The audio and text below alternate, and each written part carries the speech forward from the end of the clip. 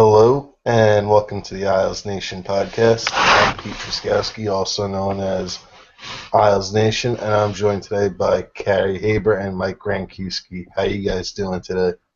It's a big week. Got the Caps tomorrow. Devils Friday. It's good. Yeah, doing good, Pete. Doing good. Look forward to the next couple of days, Islander hockey.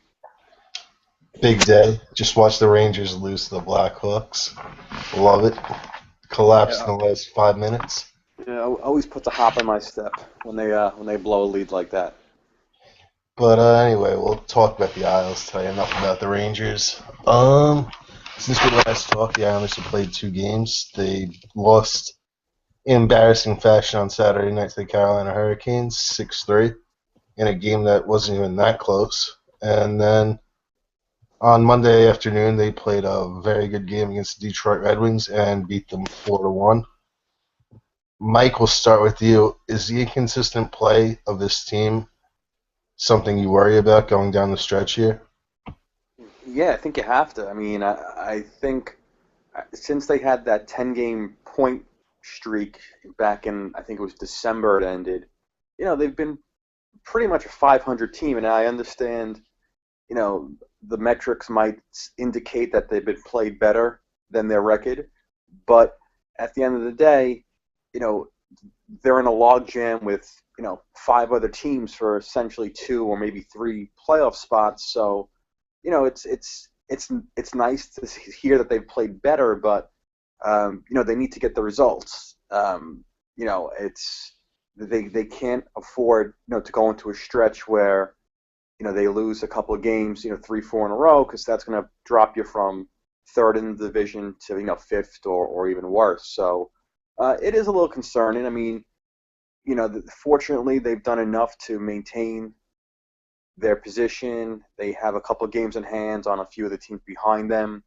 But yeah, you'd like to see a streak where they put together 4 or 5 wins in a row. I mean, and to be fair, they have won 4 of their last 5. Obviously the one loss being the Carolina game on Saturday, where they, it just was dreadful to watch. But they've put together, a decent little run, 8 out of 10 points. But now they got 7 of their next 8 games are on the road. So, I mean, out of 16 points, you got to hope to maybe get at least 10, if not better, to really, kind of maybe put a little separation between themselves and some of the other teams. So the inconsistency worries me because it's been going on for 2 months almost now. But fortunately they're still in a good position in the standings and obviously with the games at hand. So I know I'm wondering. I'm kind of curious if Carey thinks the same way. Right with that. Yeah, I don't know what happened Saturday. Saturday was probably one of the worst 3 games they've played all season. It was just dreadful start to finish. Monday, I actually didn't think they were great. I thought they were good. Detroit had a late push there in the 3rd period, but I thought through 40, the team deserved to pretty much be where they were at. I do think that they've been playing better. I think I did see a stat today where they're 8-4-1, I think, over their last 13 games, and that kind of correlates with them being pretty much atop the league and certainly atop the conference in their possession play. So if you start to look at it from more of a macro view, the results seem to be better. The thing that I do worry about is it's not straight line, right? I mean, overall, they're certainly playing better now than they were October, November. But they were never going to go anywhere if they kept playing at that level anyway. So I'm encouraged. I think that there's a lot to like overall, but if they don't pick it up, or keep it up rather over this long stretch of road games, they could find themselves in a fair amount of trouble here. It's a weird spot where the conference is right now because I think they are, without question, one of the best 8 teams in the conference. But when you have a team like New Jersey, who is pretty much all goaltending and isn't going away because, as we know, goaltending is such a big equalizer in this league, and then you have teams like Carolina, who's really inching up, and they're honestly a very good team. I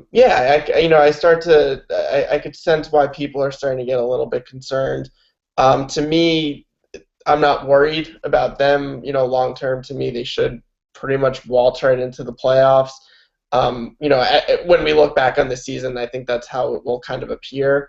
But I totally get the pause where people are kind of like, well, what's really going on here? And I think that's just a result of where the conference is. I mean, hey, take a look at Tampa Bay and Pittsburgh, two teams that everyone, especially Tampa, coming off a finals appearance, they've been super inconsistent. They have a worse record than the Islanders do. They just lost at home to San Jose. But does anyone think they're really going to make or miss the playoffs? Yeah, no, I mean that's a fair point. It's just, I mean, listen, you've been an Islander fan long enough to kind of know how it goes. I mean, you always expect the worst thing possible with this organization, and fair or not, that's just the perception amongst it around the team and with the fan base. So yeah, you just, it's right. I ultimately think the Islanders will get there. I think they do have enough talent, and they are better. And as you said, I think they are one of the best 8 teams in the conference. But obviously, I think we're past the point of just getting into the playoffs, and I think we have to, and hopefully the organization is setting the bar higher than just a first round, appearance and a couple extra home games for playoff revenue. Hopefully, they are looking to go a little bit further, and I think that might lead to, they may need some reinforcements at the deadline. And I don't know, Pete, if you, what you think about what they should be doing, kind of over the next 2 weeks or, as the deadline approaches. Well, the thing with me is, if you look at last year, the Islanders basically locked up a playoff spot in December with their great 6 weeks in November and early December. And then you look at the team as a whole from the rebuild perspective going back to 2009, and there just hasn't been, like, is this what we are right now, like a middle-of-the-pack team? Because last year's team, by all intents and purposes, was one of the league's best. And then this year, it seems like the team's just plodding along. So if this is them at their peak right now, I think it's a bit of a cause for concern because, honestly, at the start of the year, if you told me we're competing with the Devils and the Hurricanes for a playoff spot, I would not be happy at all, and I would never sign up for that at the start of the year. I totally get that. Here's where I think last year's team really spoiled us. I saw, a lot of people that are smarter than me do a lot of, statistical work, and I saw a stat recently where the 2014-15 Islanders, in terms of expected goals, over the course of a season, were one of the top 25 teams since like 2007. I mean, and I know that the results didn't end up backing out to that. Where if you look at the points at the end of the year, it would show that way. But that team in the time period, especially where Pete's referring to, they were legitimately unstoppable, and I don't know if that's actually a fair expectation of what any team could really provide year to year outside of a very, very few select exceptions to that. The one thing that I do think is interesting is that the team is in somewhat of a weird spot because, we spoke about this last week. There's going to be a lot of turnover this year, but at the same time, everyone, I think, would agree that just making the playoffs and losing in the first round is not really an acceptable option in terms of, just not just from a fan perspective, but from like a business perspective. Like it's enough already. Like we're tired of losing in the first round. I get that.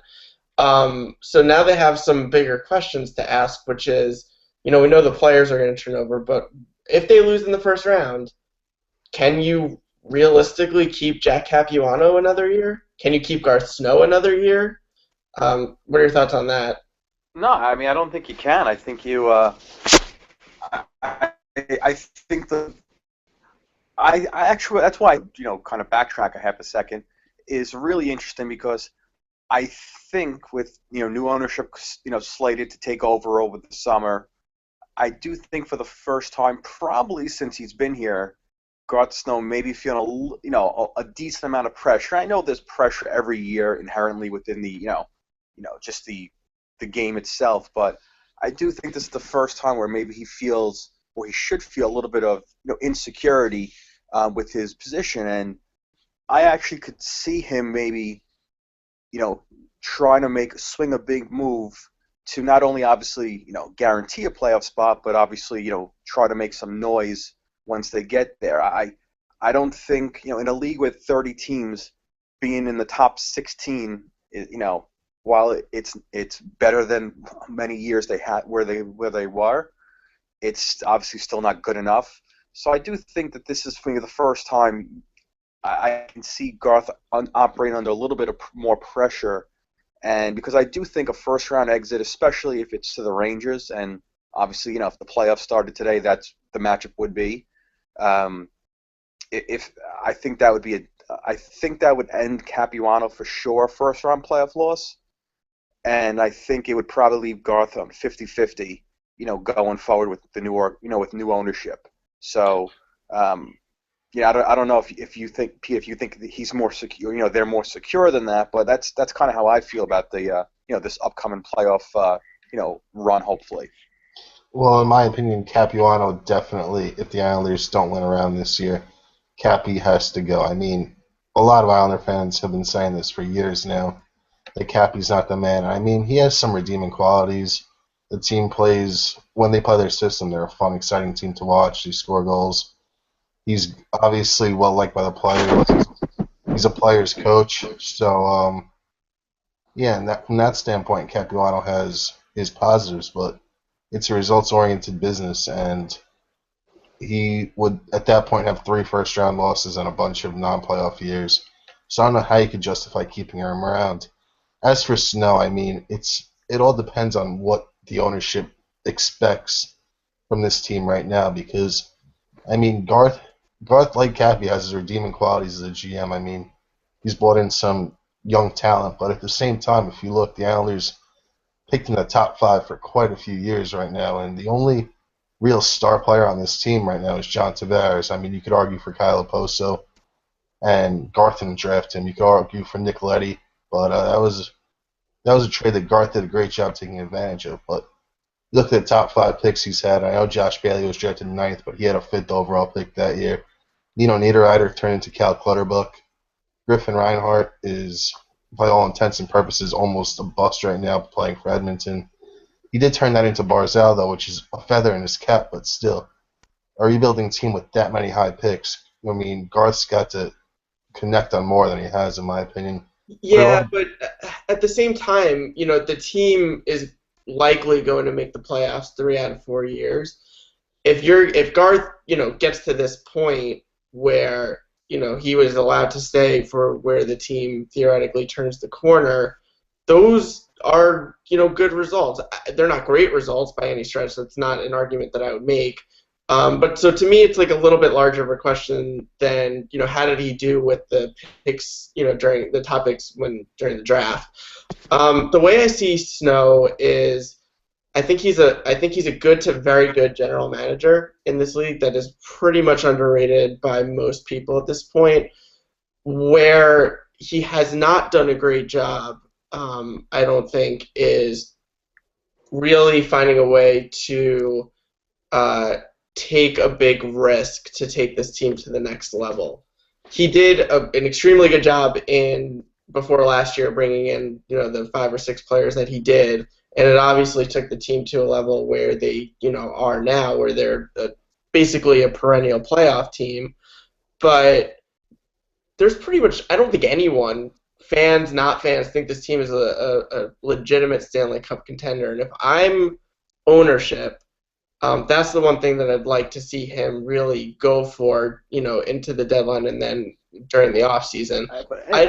But also to add to that, beyond just the hockey point, like you mentioned ownership, and not to jump right into all the Brooklyn stuff, but I think a playoff run is key for this year because you do have a new product in a new area, and they've been trying to build a brand, and we can get into all the other Brooklyn stuff afterwards, but I really think that this is a key year for their first year in a new building, in a new city, that I think they need to put forth a really good, exciting playoff season. And, obviously attendance started out slow, and now it's finally it seems to pick up a little bit. Interest is starting to gain some momentum. But that's why I think this is very critical time for Garth Snow, because I don't think he could just relax on say, well, yeah, we're not a championship team, and maybe that big piece is out there, and maybe he's not, but I don't want to mortgage the future. And I'm not suggesting they go, trade 3 or 4 top prospects for 20 games of Andrew Ladd or Jerome McGinley, but I do think there is some pressure, and I think he should hopefully feel some pressure from on the ownership side that this is such a key year, I think, to build the brand, build the team, push in the borough, and I don't think having 2 extra home games is a big deal in the playoffs. I think they need to have some type of run, get some excitement, create a little buzz.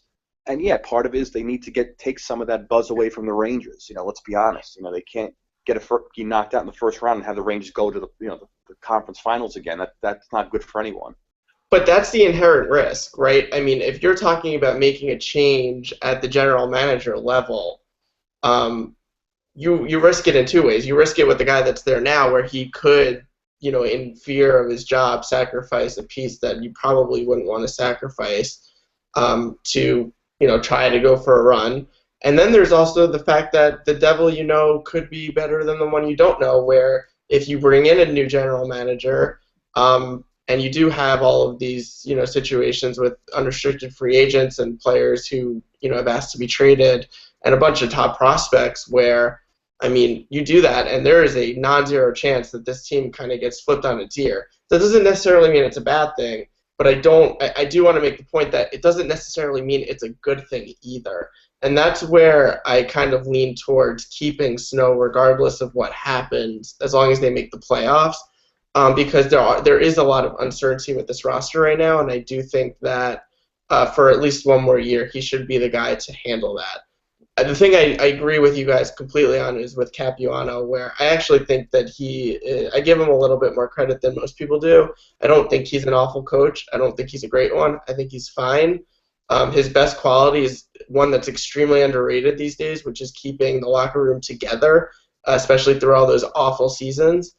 But if he doesn't win a playoff round, I don't see how they don't make a change at this point. I mean, at that point, if you go over 3 in the first round, especially these days, that's certainly enough to make a transition there. But going back to what Pete said about Garth Snow and he's and they've had a number of top 5 picks over the last decade, and they and the roster itself, it's a fair question. I mean, is this if this is the ceiling for this roster, a fringe playoff team, or even a guaranteed top 8 team, but a 50-50 to get out of the first round, if that's the ceiling for this roster he's put together, and as Pete said, as Carey, you mentioned, there's going to be turnover this summer, whether, even if nothing happens between now and the deadline this summer, there'll be most likely significant turnover on key parts of the team. What at what point, if they don't have playoff success, do you just keep running Snow out there to say, well, he's going to figure it out this year, or give him one more crack with a draft pick and free agency? Because I mean, if our ceiling is a second or third place team in the division where we may win a round or we may not win a round, and I don't know how that's how that's exciting, how that's gonna why that deserves some additional, let's give him another year or 2 to see if he rights the ship. I don't know, Pete, is that kind of where you were going with before with your thoughts? Well, basically exactly, but one more thing that Garth will certainly get a crack at is, and he hasn't had this opportunity much, is being a buyer at the trade deadline this year. Since 2006, you could basically say he's only been a buyer 3 times, and that was last season when he bought in Tyler Kennedy and Michael Neuvert, and then in the lockout-shortened season where he stood pat and did absolutely nothing and watched the team take off and steamroll its way into the playoffs and fight a hard-fought series against the Penguins that they should have won if they had competent goaltending. So we'll give him a pass for that one. And then all the way back in 06, 07, when he brought in Ryan Smith and Richard Zednick, and from that point. But what we're going to a question that Mike posed before he went on the air was about Kyle Oposo and the potential value he might have, knowing that Steven Stamkos will not be traded before the deadline. And going back to 06, 07, I think this is a fair question because if you guys remember, Garth acquired Ryan Smith, but then there was a rumor that he flipped Jason Blake to the Ducks, but the trade didn't go through on time. Yep. Because he wanted to recoup some assets for a free agent. So, knowing that Garth thought that way a few years ago, do you think Garth would potentially look into acquiring someone like Andrew Ladd and then flipping Oposo for assets? Or do you think Garth has to go all in this year? Is that an avenue worth exploring? What do you guys think? Carey, we'll start with you. I would be stunned if they traded Kyle Oposo this season. Good luck selling that to the locker room because, I think this stuff does matter to a degree, and I don't think even if they brought in Andrew Ladd that trading Kyle Oposo, who has been here in the organization now for almost 10 years, is an alternate captain, is the second best player on the team for what would undoubtedly be a future asset, even if they did bring in Andrew Ladd, would go over well. And I don't think that's, I don't think this needs to devolve into, well, then this team isn't tough enough. I just think that's the nature of the surroundings, where if you take the second best player or forward off of any team in the league, I don't think the players would be happy about it, let alone a guy that they have this much history with. So no, I don't see them trading Kyle Oposo at all. But what I do want to, I think, point out is that I think it is really important for them to go all in this year, because it is going to be the last time that this group, that as we know it, is going to get a real chance, to do anything in the playoffs. And I think that is, they all largely grew up together in the NHL, and I do think that, outside of Snow's job security, he may want to give, the team, one last shot to make something of themselves. But yeah, I mean, but let's talk hypothetically for a second. If they did trade Kyle Oposo, this guy, it would be one of the. I mean, they could get a fortune for him. He is. If you look at his points per game compared to Steven Stamkos, he's right there. If you look at his advanced stats compared to Steven Stamkos, he's right there. Whoever signs him or trades for him, if that were to happen, would be getting just such a significant value there that it's almost ridiculous what the Islanders could actually get for him. I just don't see it happening. Well, and I agree with Carey. I don't think they'll trade Oposo for a lot of the reasons he laid out. And obviously before I even said, I think, Garth is under pressure to get something, to advance this year. And I think, if anything, he'd be a buyer at the deadline for a big piece as opposed to, trading away one of his better players. But I will say the only scenario where I think it would make sense to at least explore a trade with Oposo is if you get back I would never just trade him for a draft pick and a prospect that's not going to help this year. But if you could trade him for maybe a lesser player, roster player, but also a draft pick or also a prospect, I can see that being a situation. And one team, and I know it'll never happen for a million reasons, but a scenario or like a hypothetical would be a team like Minnesota. Chuck Fletcher is under some pressure to win now. They just fired their coach, and rumor is that they're looking for more offense up front. And again, not that they'd ever trade back for him, but a guy like Nino Niederreiter, that's the type of situation where the type of player you're looking for, maybe a roster player who is having a down year, but he's under contract for a couple more years at a reasonable money. That's the type of trade I can maybe see Snow pull off with Oposo. And in the unlikely event he were to go that route, is basically taking a younger player with some term who he could plug in now and maybe get something additional with it. But I don't think he'll trade Oposo. But I mean, the fact that Stamkos is off the market, I think Oposo is arguably the top rental. And let's be honest, he makes no money, so pretty much every team could afford him. at the deadline. I mean, he makes what, $2.8 million for the year. So what is that going to be at the deadline? $1.2 million prorated. So he makes next to no money. He's what, 44 points on the season. He's over the last couple of years, he's basically been a 60-point guy. He could get you can get a fortune for him, and I wouldn't do it. But the one scenario where I think it could possibly happen is if they kind of got a younger roster player back with some term, in addition to maybe a draft pick or another prospect along those lines. I agree. They're gonna get some good offers for him. They might even get some great offers for him. I really struggle with the notion that they're just gonna pluck him from the locker room and that's gonna be considered okay. I don't know. I don't know how much it matters. I do think it does. I don't necessarily buy into the players that are just like, well, it's a business, blah blah blah. To me, if you take Kyle Oposo out of that locker room and you don't replace him with a player of the same caliber, and again, I like Andrew Ladd a lot, but he's not as good as Kyle Oposo is. I just struggle with that notion that would end up being a net positive for this year's team. Next year going forward, I totally could see it. It's not, that's not the argument. But if we're talking about Snow's job security and this team needing to win now, it's like you said, Mike. Unless they get a controllable, young, productive player, which almost seems next to impossible given the teams that would want to trade for Oposo. I don't see it happening. Pete, would you look to move Oposo now that Stamkos is off the market, or are you kind of just want to stay put and see what happens? No, I absolutely would not move Kyle Oposo. I mean, as a 21-year-old Islander fan, I haven't seen this team win a playoff series in my lifetime. I was born in 1994, so it literally hasn't happened in my lifetime. As a 33-year-old Islander fan, I haven't seen it in 22 years, so it's been a while myself.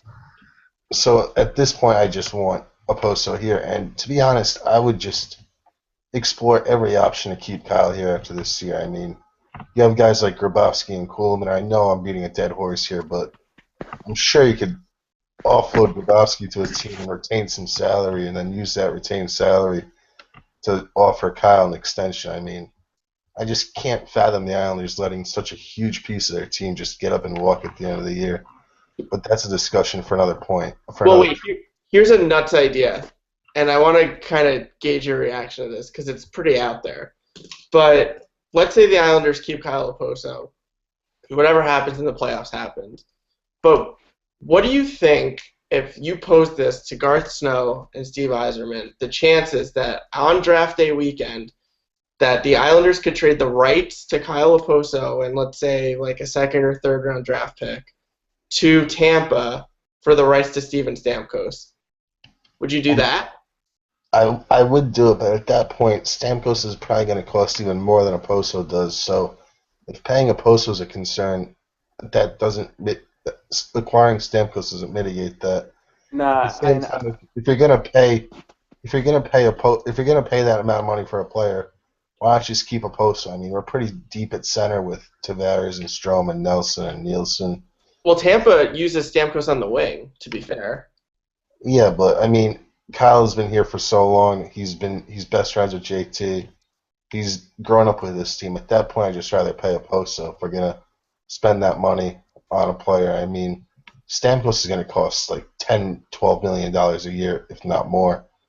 I mean, I just don't see it happening. Mike, what do you think? I would trade the rights. I wouldn't trade a draft pick with it, especially not a second or third rounder, because they're at that point, obviously the Islanders are conceded they're not signing Oposo. So yeah, if you want to get something for him, and at that point Tampa would be conceded and they're not going to sign Stamkos. So if there's mutual interest that the Lightning want a winger who's going to give them 60 to 65 points and be a valuable cog on the top six, and the Islanders obviously are willing to break the bank for Stamkos.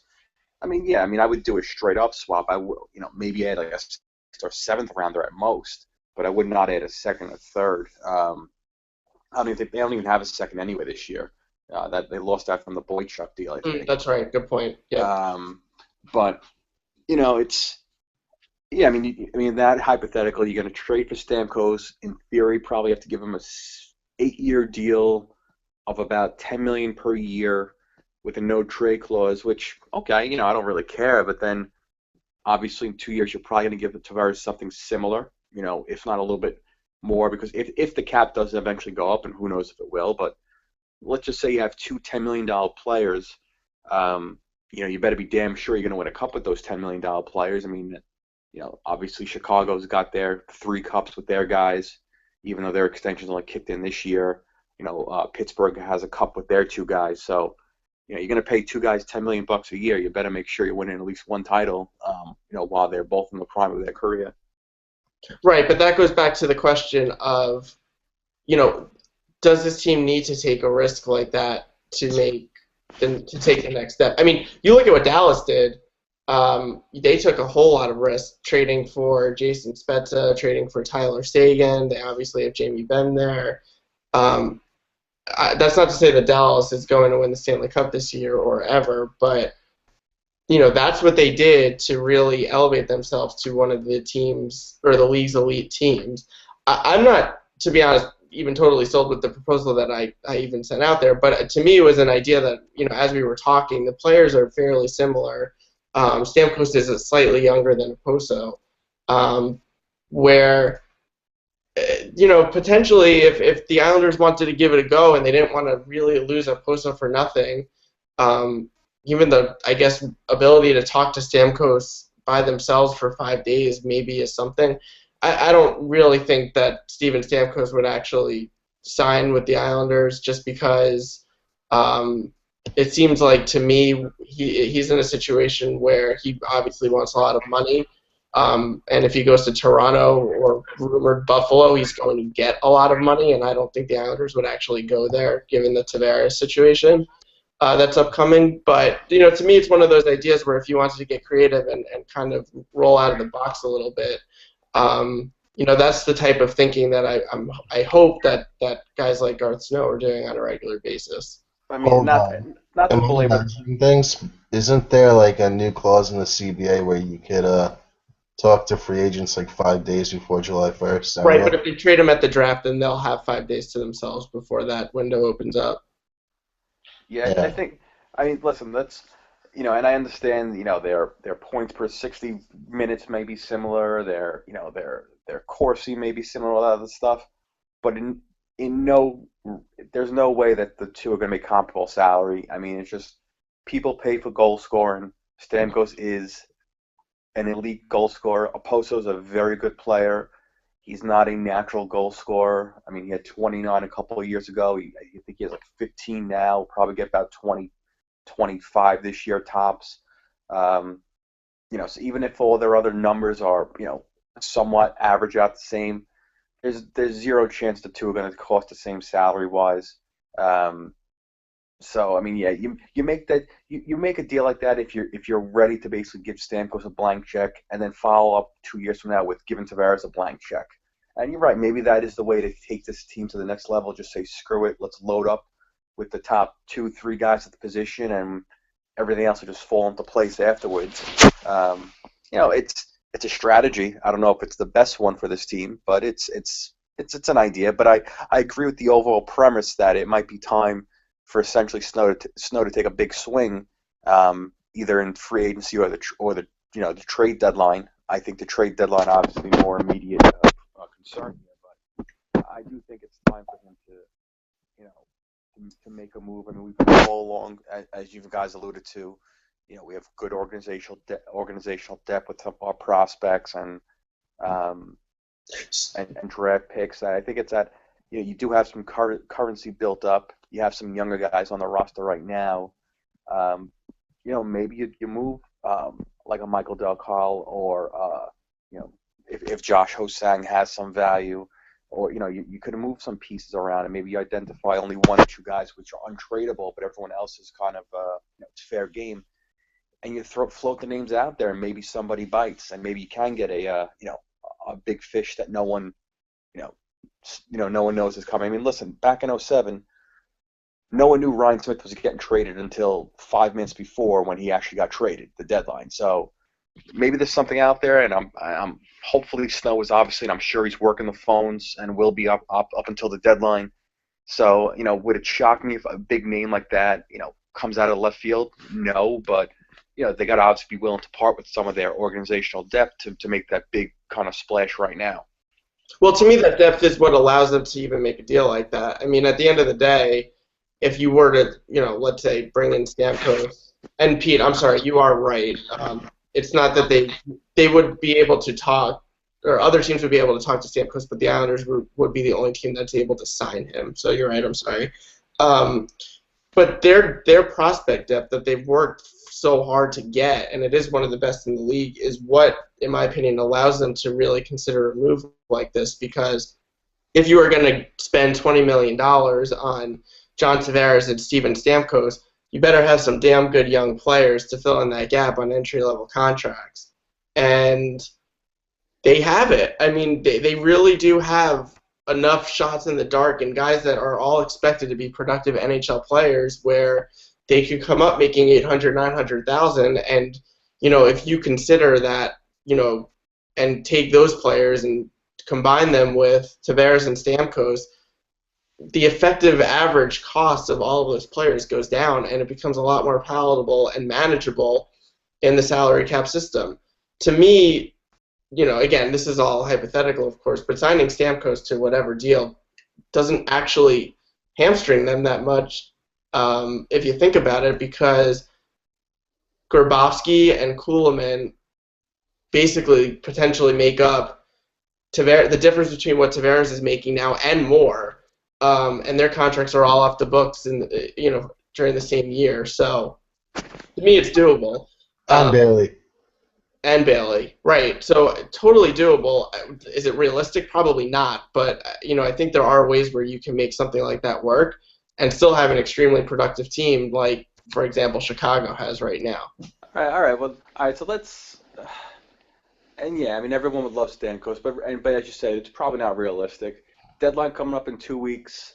I know we touched on it, last week, but realistically, is Andrew Ladd the target? Is that who your main target is right now, or is there somebody else that you think they should go for or will try to go for? Yeah, Ladd is the guy at forward that to me is the only real option that could realistically make a big difference on this team. Defensively, I do think that there are guys that make sense. Depending on where New Jersey is, I'd look at where David Schlemko could be. Patrick Weirkoch in Ottawa is another guy that I would really consider bringing in as a depth guy. So to me, there's a little bit more flexibility of guys that just by nature of the fact that we don't have a lot of literal bodies or experienced bodies in terms of NHL games outside of the top 6 or 7 just make sense and won't cost very much. But if this team is going to make any real moves, it's going to be at the forward position. So that's where I would really focus my attention on and try to figure it out with Winnipeg. Yeah, I would say Ladd is probably the top name, but I would also add Yuri Hoodler from Calgary to that list. I mean, he's not having as good of a season this year, but this guy, pretty sure, put up over 70 points last year playing with Goudreau and Monahan. So if you put him with talent, surround him with talent, he's shown he can put up points. And he's a free agent at the end of the year, and Calgary's out of it. So he would be worth a call, in my opinion. I mean, other than that, you're just looking at depth options like I listed last week, someone like P.A. Parenteau or Tanguay.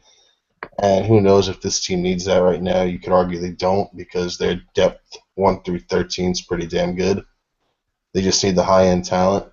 But get me Scott Hartnell. To me, that's a guy who could. I know he's 32 or 33 years old. I know he has a cap hit for the next 2 years after this or 3 years after this. I can't recall. I think it's like $4.75 million per year. But to me, Hartnell is a guy I would really focus on because I think if you do that, that's obviously it's clearly not just a rental. That also, if you add it now, you're not over the summer trying to replace a Poso with a forward who you may not love at that time, and maybe you don't want to pay a guy in free agency $6 million who but that's what the market dictates. I think Hartnell's on a reasonable contract. I think in a top 6 role on this team, he put up between 25 and 30 goals a year. I mean, that's what he does every year. And I'm not as concerned about the 3 years left on his contract because, again, he would be, 36 or 37 by the end of it. I think he would still be a productive enough player. And I don't know, I know people kind of get, that's their big thing, the term. I see all these teams that get rid of bad contracts. And, how can they get rid of that guy? He gets a bad someone trades for him. It's just, I think there's enough. I think you can get creative.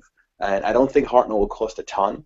I think, obviously, Columbus will be looking for, prospects and or draft picks. And I don't think he would cost a top prospect. So that's a guy I think I would like to focus on, and I would like to make a run at. Whether or not Columbus would want to trade him in division, I don't know, but that's a guy. He's under term for a couple more years. He has a good contract. You know what you're going to get from him every year. He adds some size up front, which I think in the playoffs will be a valuable asset. And I think he also gives you some protection for when Kyle Oposo leaves this summer, most likely, that you don't have to run out and sign somebody in free agency who, to a contract more than that to try to replace his, the lost production. I actually like the Hartnell idea more than a lot of statistical proponents do because he's still a pretty good player, and now that he's kind of inching up to his mid-30s, he's still doing a lot of things that are good for his team. The only issue that I see with Hartnell isn't so much in his actual literal contract term. It's where he fits within the Islanders cap hierarchy, where if you bring in that type of salary, given all of the commitments that the Islanders have going forward, it really kind of hamstrings them a little bit. How I would try to structure that deal would be to either get Columbus to keep some money, which I think is doubtful. And the second thing, which I think is more palatable, would be to basically trade a guy like Nick Kuhlman or Josh Bailey in that trade, so that you can offset a lot of that salary situation where you're not basically hamstringing yourself for the next couple of years. And then what I would do is, I know it's obviously rumored, but I would move Hamonic in the offseason and bring in a forward. And then the guy that I would target to replace Hamonic is Jason Demers in Dallas, who I think is supremely underrated and would be a literal perfect fit in the system that the Islanders play. And I think his style is, he's not as good as Hamonic, obviously, but I think it's a very comparable situation that you're not losing too much. And then if you can add, say, Hartnell and, I don't know, Jordan Eberle or Ryan Nugent-Hopkins, this team might actually come out of losing Kyle Oposo and Travis Hamonic in a comparable or even better place. And I think that, that's really what they need to aim to do, given all of this uncertainty here. Yeah, I mean, it's, the thing with Hartnell, I don't think Columbus would want back Kuhlman because of his contract. I think you'd almost have to, move Kuhlman or Grabowski in a separate deal, which, again, it's not the end of the world. I'm sure they could do it. But I don't, Columbus, obviously, last year they traded Nathan Horton for David Clarkson. Everyone said, well, why the hell they do that? And, one guy is always hurt, the other guy is just terrible. And it was really because, Horton's contract wasn't insured. They had to pay him this money on long-term IR anyway. So if they were going to be paying $6 million a year, they may as well get a player who actually is going to suit up for them. Obviously, it's not going so well, but, I think Columbus financially, they would probably be looking for players making less money or prospects. If you want to send them Bailey in a deal, that'd be fine. But again, he makes, $3.25 million for the next 2 seasons after this. So it's less money than Hartnell, but they're not saving a ton. But I agree that you probably have to, over the next 18 months essentially move either Kuhlman, Grabowski, or Bailey, or some combination of those guys to kind of free up salary cap space so you can make other moves. But I don't necessarily know if that's going to be in the deal with in a deal with Columbus. But again, I think it could be done. You got to get creative. I mean, other teams do it. Yep. I don't see why we couldn't do it or God Snow couldn't do it. You do it in the offseason, and it has the same effect, right? If you want to keep all three of those guys for a playoff run with Hartnell, believe me, I'm not going to complain as long as you move one of them in the offseason. And heck, that could even be part of a Travis Hamonic deal where they bring in another player with term to get let's say Edmonton wants to replace a forward or whoever wants to replace a forward that they trade back to the Islanders. That could be a situation where that works for them. So totally agree with you. As long as they're being creative, I think that there's a lot of options here. They do have a fair amount of flexibility. All right, let's switch gears and talk about something we talked about last week, and you guys kind of blew me off. But since we last talked, the Islanders played 2 games. Jarl Halak started Saturday night in Carolina, and he got pulled for the second time in 3 starts. And then Thomas Greiss played on Monday, and he turned in another dazzling performance to backstop a 4-1 win, where he was less than 10 minutes away from a shutout. Yeah, I think it was a Detroit schedule loss, though. I just want to put that up front. Did you watch the game? Probably not. I'm just throwing it out there. I don't need to watch it. I have the numbers behind me. Whatever. But so yeah, Thomas Greiss continues to impress, and Jarl Halak's numbers are going down. I mean, the guy had a 9.26 a few weeks ago, and now I think he's down to like a 9.14 or something like that. But yeah, I mean, is there anything there? I mean, you guys also ignored the record I posted, which I don't have up right now, but Halak has a losing record and Greiss has a very winning record. There's something to the fact that Thomas Greiss is outplaying Jarl Halak right now, and probably all season. I think that's a legitimate thing to say at this point, and it was probably legitimate to say last week too. But that doesn't mean that Jarl Halak has been bad, and that's the thing that I keep coming back to, which is this is a story. I just don't think it needs to be as big of a story as it's now turning into. To me, what Greiss is doing right now is literally giving the team like a ridiculous amount of flexibility where they can roll out 1 or 2 starters and have a chance to win. But when you have, Jarl Halak's statistics right now are literally the exact same as they were last season, and he won a lot of games last year.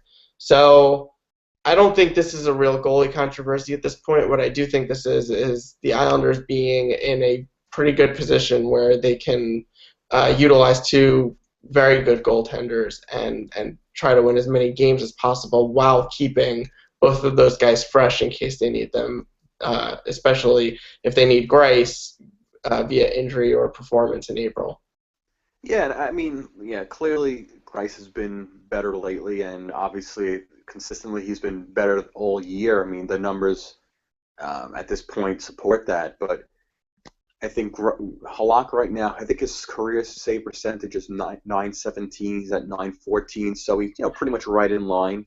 I think most people acknowledged when he was at 9.25 or 9.26, a month or 2 ago, whatever the exact time frame was, he would probably regress a little bit closer to his career average, and he has. And he's obviously dipped below it, so I would not be shocked if he hasn't, a run of a 2-week or 3-week run where he, posts and gets back to 9.17, 9.18, 9.19 save percentage.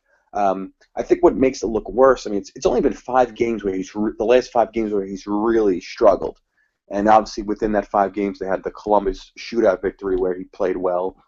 But, it's been 5 games. The problem is, well, not the problem, maybe the perception is, those 5 games, it seems like it's gone for like 2 or 3 weeks or 4 weeks because Islanders haven't played a ton in that period. And obviously they had the All-Star break. They had a JF Berube game in there. And obviously they've been playing Greiss every other game. So I think it seems a lot longer that he's been struggling, but if you look at his game log, it's really been the last 5 games he's played but those last 5 games have accounted for like 3 or 4 weeks worth of like actual time on the calendar because of all the breaks and just the amount of games the Islanders have played and their goalie rotation that they've used in that period. So I agree with Carey. I think Greiss has been obviously much better than expected this year, which is awesome. I still don't think I think the Islanders are in a good position where they can rotate both guys every other game, until they have to make a decision come playoff time. And I think ultimately Halak will, he's proven to be streaky, at least in his Islanders tenure. So I can see him, having a 5, 6, 7 game stretch where he's phenomenal over the next couple of weeks as well. So I think it's much ado about nothing, but it's just very glaring because Greiss has been fantastic, and obviously Halak is playing his worst stretch right now of the season. So if this continues in a way, and Greiss is continuing to throw up 1 goal against performances, and Yaro's giving you average to slightly below average goaltending, you guys do not even consider making Greiss the starter for Game 1 of the playoffs, is what you're saying. Listen, all I'm going to say is I know when the Islanders were winning their Stanley Cups with Billy Smith and Chico Rash and their rotation then,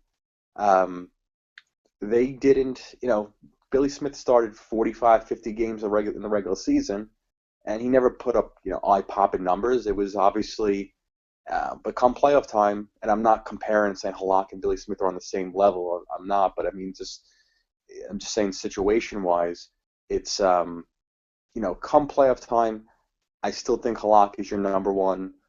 And, right, I mean, you obviously have the luxury in a sense that if he struggles, you have full confidence going to Greiss for Game 2.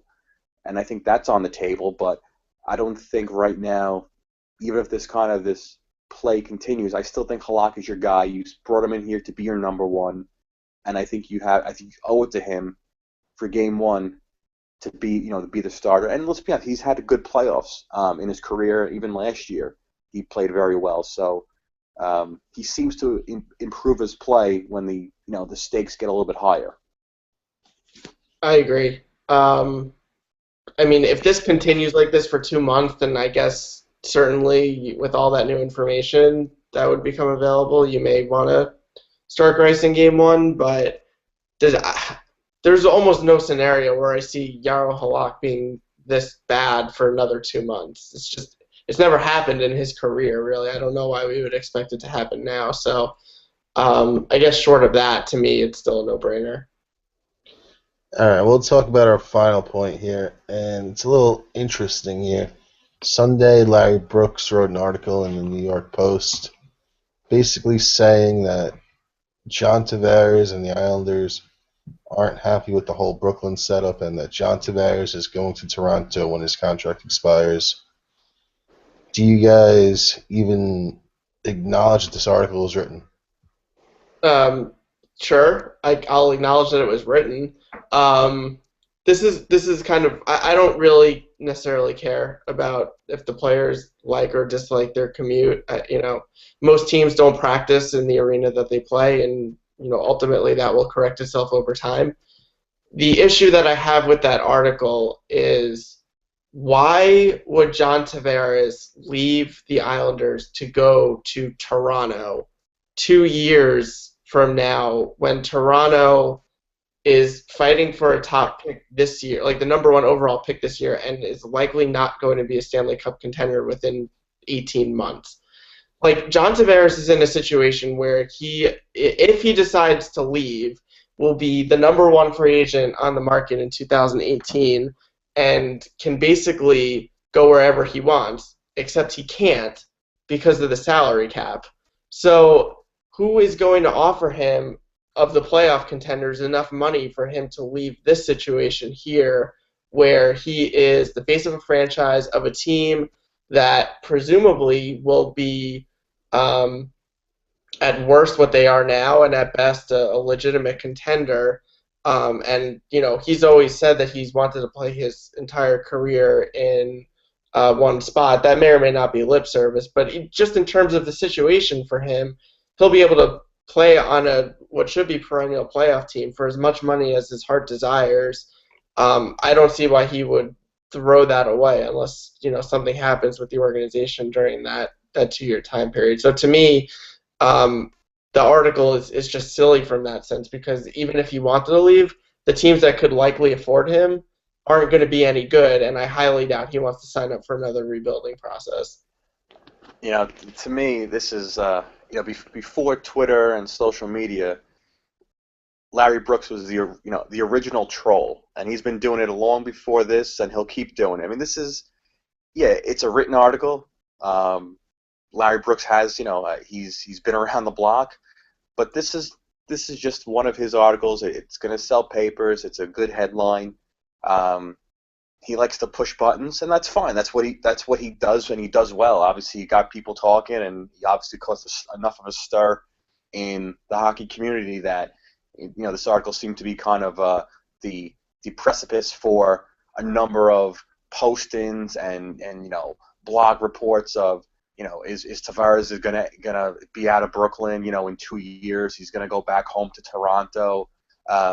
So to me, it was a way to fill an article. Could it happen? Yeah, I guess in theory, sure. They're gonna have cap space, and I'm sure they would be more than happy to give Tavares a blank check and say, please, help our franchise. But as Carey said, why would Tavares, who has been with the Islanders in obviously the lowest of the low in the beginning of his career, why would he want to go back to a place where presumably he's going to be back to square one? Now, if you tell me Toronto brings in 3 or 4 grade A free agents prior to then, they draft Austin Matthews, and they're on the upswing, okay, maybe that makes him a little more interested. But I think if the Islanders offer Tavares a fair deal, which I presume they will, why wouldn't you? Then I think there is a 90% or 95% chance he'll re-sign with the Islanders. I don't see why he wouldn't. I don't think the whole Brooklyn thing is a big deal. I think it's just the players are getting used to a different routine. They were all used to being 10 minutes away from the rink, and they all go to the local places after practice, and they could be home within a few minutes. It's just a different travel. I mean, but it's nothing different than what most people do in their regular everyday commute. So different than what the Rangers do. They practice in Westchester. Yeah, I mean, it's not every team is like the Devils in the sense where their practice facility is at the Prudential Center in their regular arena. On the other entrance side. So, yeah, I think it's much ado about nothing. I think the Brooklyn angle is completely overblown. I think it's a way. I think people are just looking to kind of find something. But until somebody comes out, a player, and says, I hate Brooklyn and I want out of this place. I can't handle the travel. I want to go back to go back to playing at my suburban area and playing in front of a rundown arena in the Coliseum. Then I think it's just people looking to find a story about nothing, to be honest. Yeah, and to your point, like, let's say Toronto does sign 3 or 4 A-level free agents. How are they going to afford Tavares? Yeah, no, I mean, that's the point. It's so inconceivable. No, that's what it comes down to. Like, the Islanders have pointedly structured their salary cap so that they could re-sign John Tavares. Like those Grabowski, Kuhlman, Bailey deals. Brock Nelson is a free agent in 2018. Like this is so obviously intentional so that they will have enough money to give John Tavares whatever he wants. To be honest, Josh Bailey's going to get another 5-year extension. He'll kick into high gear 6 weeks to go in the season in 2 years, and he'll get a 5-year extension. And they'll still be able to sign Tavares. Oh God, I'm dreading it now. I'm dreading the byline now of refreshing Twitter when Mackenzie says they signed Bailey to a 5-year extension for $25 million total. I'm honest at that point. I'm just going to quit. And in really small font with an asterisk. And John Tavares signs an 8-year, $80 million deal also. Yeah, I'll just quit Twitter at that point. I'll quit hockey at that point when Bailey gets another 5-year extension. So, Mike, you don't like Bailey? I'm not going to get into it. I can't. I don't have the energy to do it anymore. I Dude, don't have the energy. Monday he put that puck into the empty net with authority, my dude. Listen, as I mentioned the other day, he's the equivalent his supporters are the equivalent of the soccer parents I deal with every weekend, where their kid kicks the ball forward one set of 20 times. It's like, and they all start clapping and cheering and going wild. Except I'm dealing with 4 and 5-year-olds, and they're dealing with paid professionals. So that's the equivalent of what of Josh Bailey supporters. Wow, Mike's calling me out. No, no. Hey, listen. Every time he does one thing well, and it's like it becomes like a whole big production. Everyone under the sun comes out. Oh, take that, Bailey haters, and then 6 weeks go by, and you don't hear from them again. Yeah, I mean, I can't say I'm a Josh Bailey fan, and that's been well documented. But I've learned to accept the fact that he has become a part of my everyday life, for Yeah, better and worse. exactly. He's like a VD. He's part of your everyday life. You just have to deal with it. He's like that kid in high school that didn't drink but had a car, and you texted him because he would drive you to parties, and like he was just there. Exactly. That's a nice way. He takes up space. That's a nice way to put it. Tough crowd. It's a tough crowd to end it. Yeah. Useful at points, but for the most part, you just pretend he doesn't exist. All right. So, Pete, what you got any predictions for the next couple of games? We got obviously Thursday they got the Capitals. Friday they got the Devils. Any predictions on what's going to happen over the next 2 days in Islanderland? They win whatever game Grice is in net for. Okay. They will win tomorrow. They will lose on Friday, and everyone will freak out because they lost on Friday. Even though tomorrow is honestly, in my opinion, a much bigger game. How is it a much bigger game? The game against the Devils is a much bigger game. No, because you know what? The Islanders are in a position where they should be looking above them, not below them. Say what you will about the Devils. It's honestly it's some kind of story that they are where they are.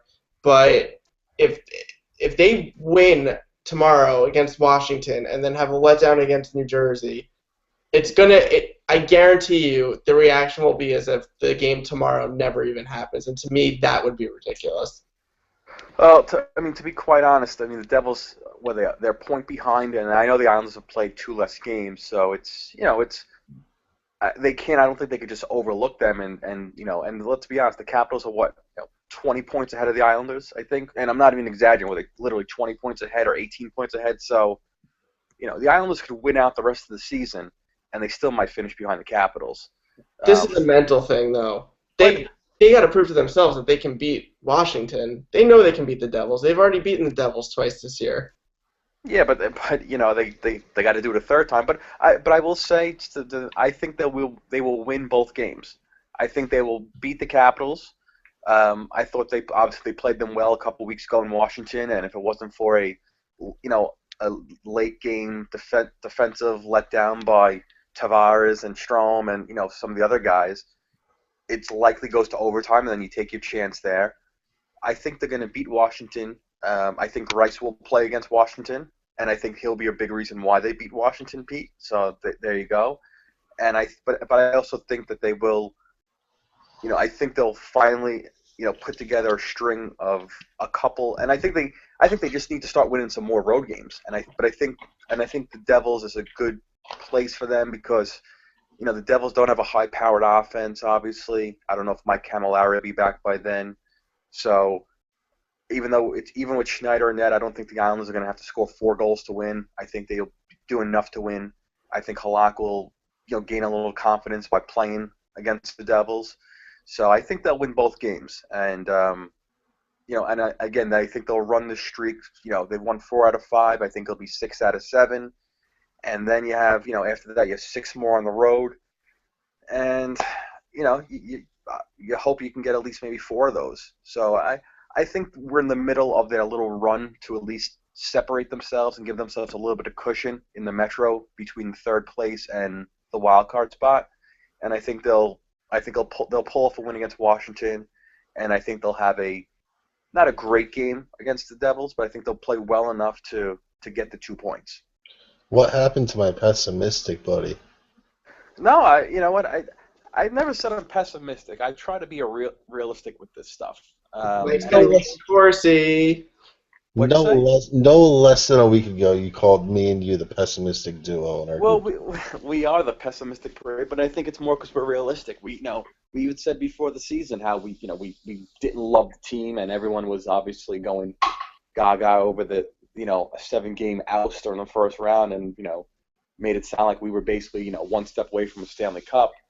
I don't I still don't think this is a Stanley Cup team, but I think they've won 4 of the last 5. Grice, I think, will play well again against Washington. I think he'll ultimately get the call against Washington, and I think they'll go on a little bit of a streak here, where they're gonna again they have to win some road games eventually against a quality team. And say what you want about the Devils, but the Devils are at this point they're a quality team. But I think the Islanders will finally start to win a few road games against decent competition. And listen, they've played fantastic at home. Despite all the Brooklyn issues and how people suggest they're going to be out of there in 2 years with no proof or whatever the hell they do. Um, on the ice, the Islanders have been very good in Brooklyn. So I think they'll beat Washington tomorrow, or today, I guess, whenever you listen to this podcast. And I think they'll find a way to get 2 points against the Devils, and again, just start to get a little bit of cushion in that 2-3 range. Speaking of quality wins, how about our Albany Great Danes? Yeah, blowing out Stony Brook, right? Stony Brook had the longest winning streak in college basketball, 18 straight, until they Yeah. stepped foot into SEFQ. We're really going to end this podcast on America East basketball, Yeah, Pitt almost lost to Wake Forest yesterday. but did not. We'll end it on ACC basketball. I love it. All right. So any final? We'll end it on hockey, I guess, because that's what Carrie's alluding to. Any final thoughts, Pete, going into the next couple of days, and maybe we'll do this. Hopefully, get another week or so. Final thoughts? I mean, right now, I think this team is what it is, and they haven't shown me much to change that opinion. I think they'll win one of the next 2. And they'll continue playing that way for a while. And then I hope they get into the playoffs and then a whole new season starts, because the first 60 or so games this year hasn't really. I don't know if it's the expectations that we're supposed to be a playoff team, but the first 60 games has done nothing to excite me about this team. Yeah, to me, they need a big win, and tomorrow is that big win. This is you look at the very top of the NHL standings, and they haven't beaten Washington. They didn't beat Chicago. They have some other wins there within the top 5 or 6, but I think it would be a really big mental hurdle for them to get by Washington with a win, because after last year, I think it's pretty evident watching the first 2 games that they're not totally over that yet. But losing to them hasn't helped, and I think I'm not a huge believer in like season momentum like that, but I do think that it would be a really, really important win for them if they could finally defeat Washington here. And I'll just add quickly, because I know we didn't touch on it, and we probably should have. Hopefully the Calvin DeHaan injury doesn't sound like it's serious. I don't think they called anyone up, at least as of yet. So we'll see what happens over the next couple of days. But obviously that means more Brian Strait, more Marek Zidlicki in the lineup. So, and we probably should have brought it up before, especially when we're talking about trading, for a defenseman. But, he's been very vital for them this season.